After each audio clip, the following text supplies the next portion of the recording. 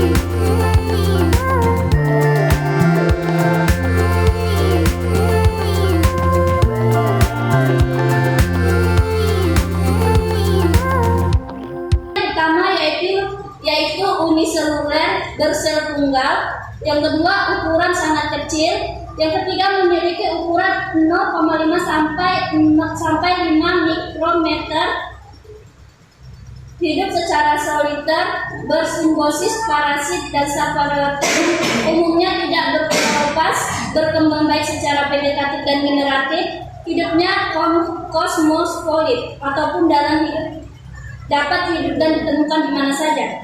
Dapat kita lihat dari PPT yang kami bagikan kepada kalian, yaitu adalah gambar morfologi bakteri yang dapat kita pahami dan kita cermati, dan struktur tubuh bakteri. Dan yang kedua, saya akan menjelaskan tentang klasifikasi bakteri. Klasifikasi bakteri yaitu kingdom Procoria terbagi menjadi dua, yaitu Eubacteria dan Acebacteria. Acebacteria terdiri menjadi bakteri gram positif, Thalassophila, bakteri sulfur hijau, bakteri sulfur ungu, Spiroseta, dan bakteri gram negatif. Dan Acebacteria terbagi menjadi 4, yaitu halofilik, metanogenik, thermosidofilik, dan reduksi sulfur. Yang kedua adalah perbedaan bakteri dan archaea.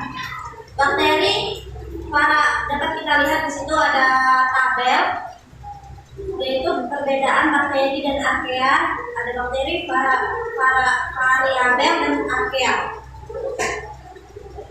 Bakteri tidak ada variabel, karyoteka, membran inti, dan archaea tidak ada. Bakteri tidak ada organel yang terbungkus membran, dan archaea tidak ada. Bakteri ada peptidoglikan di dinding sel, dan archaea tidak ada. Dan yang keempat, hidrokarbon tidak tercabang, variabel, lipid menyusun membran, archaea beberapa hidrokarbon. Dan yang kelima, bakteria, darat, air, tanah, organisme, dan variabel habitat, archaea bercabang tempat ekstrim. 6. Bakteri terhambat, variabel respon terhadap antibiotik, dan archaea tidak terhambat. Dan yang ketiga adalah klasifikasi modern bakteri. Klasifikasi modern bakteri terbagi menjadi dua, yaitu domain archaea atau Archaebacteria dan domain bakteria yaitu Eubacteria.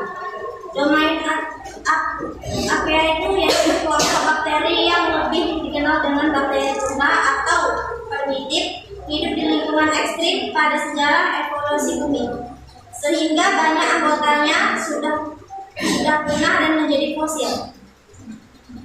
Domain bakteria yaitu kelompok bakteri sejati seperti yang dikenal sekarang ini. Macam-macam bakteri berdasarkan letak flagella, yaitu yang pertama aprik tidak mempunyai flagel, kedua monoprik mempunyai satu flagel pada salah satu ujungnya, dan yang ketiga lavoprik mempunyai sejumlah flagel pada salah satu ujungnya, dan yang keempat amfiterik mempunyai sejumlah flagel pada kedua ujungnya, dan yang kelima peritrik mempunyai flagel pada seluruh permukaan tubuhnya, uniseluler atau bersel tunggal, prokariatik atau tidak mempunyai membran inti atau membran. Berikut akan dijelaskan tindak permasalahan. Reproduksi bakteri. Bakteri berkembang biak dengan cara rekombinasi genetik dan membelah diri. Rekombinasi genetik adalah pemindahan secara langsung badan genetik atau DNA di antara dua sel bakteri melalui proses subur, yaitu proses transformasi adalah pemindahan materi genetik berupa DNA dari sel bakteri yang satu ke sel bakteri yang lain. Adapun gambar yang dikirim dari PD yaitu lisis menjadi penerima dan sedimentasi baru. Dua, transduksi adalah pemindahan materi genetik bakteri ke bakteri lain dengan perantaraan virus. Adapun gambarnya yang bisa kita lihat di PPT tersebut.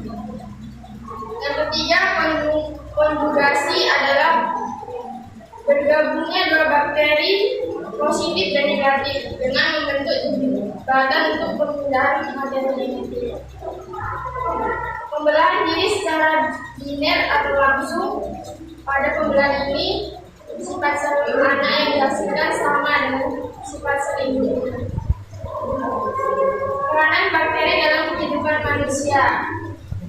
Bakteri yang merugikan manusia atau gen, bakteri yang parasit dan dapat menimbulkan penyakit. Contohnya, 1. Jenis bakteri Mycobacterium.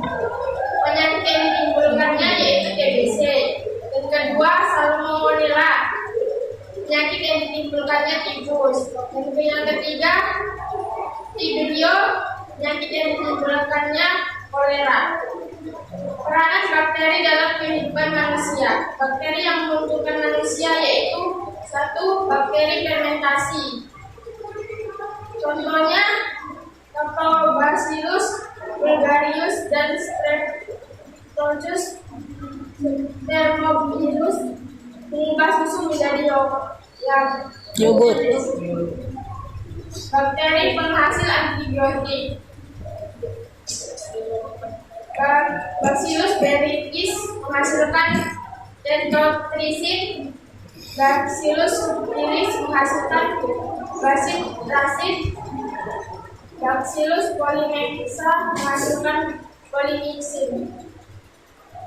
Bakteri pengurai berperan dalam mineralisasi di alam. Bakteri nitrifikasi bakteri-bakteri tertentu yang mampu menyusun senyawa nitrat dari amonia yang berlangsung secara aerob di dalam tanah.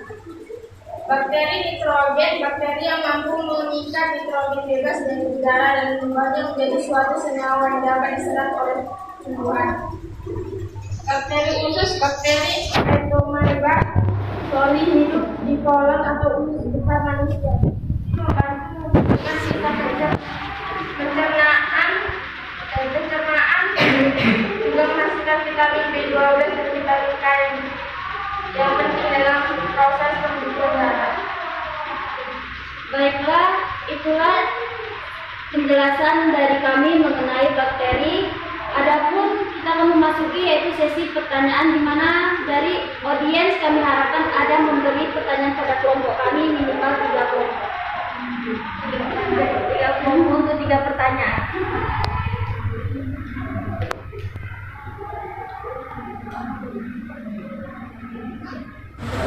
Assalamualaikum warahmatullahi wabarakatuh. Waalaikumsalam Saya dari warahmatullahi kelompok wabarakatuh. 5. Nama saya Rohani dari kelompok 5. Saya ingin bertanya, contoh bakteri Archaebacteria dan Eubacteria.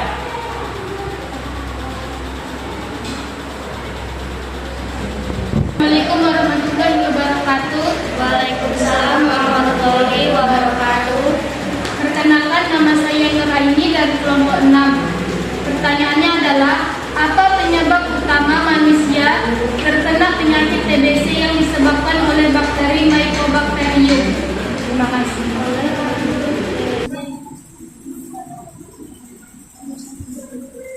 Saya akan menjawab pertanyaan dari Rohani. Pertanyaannya, berikan contoh Archaebacteria dan Eubacteria. Contoh dari Eubacteria yaitu Escherichia coli pertama, dan kedua Clostridium tetani, dan ketiga Mycobacterium tuberculosa, dan yang kedua Archaebacteria.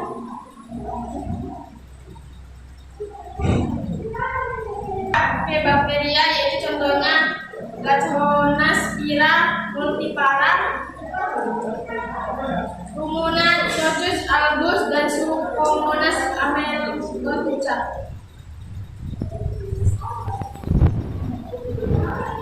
Yang mana? Tolong diulang.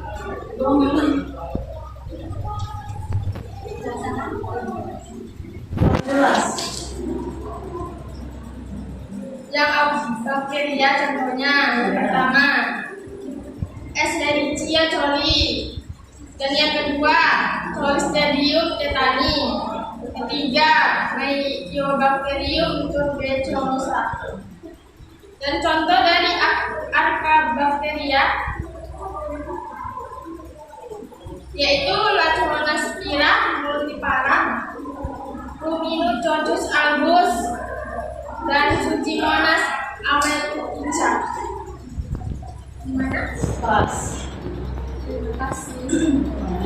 Pertanyaan dari Aini, yaitu apa penyebab utama manusia terkena penyakit TBC yang disebabkan oleh Mycobacterium? Yaitu disebabkan oleh infeksi bakteri atau Mycobacterium tuberculosis. Bakteri ini menyebar ketika seseorang menghirup percikan mudah atau droplet saat penderita TBC batuk, berbicara, bersin, tertawa, atau bermimpi. Jadi orang yang terkena TBC itu bisa menular dengan orang lain.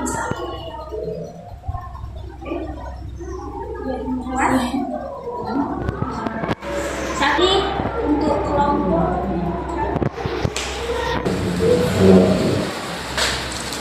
baiklah, itulah penjelasan kami mengenai bakteri. Semoga kita semua dapat memahami isi dari pembahasan kami pada hari ini. Kami ucapkan terima kasih. Wabillahi taufiq wal hidayah. Wassalamualaikum warahmatullahi wabarakatuh. Silakan duduk.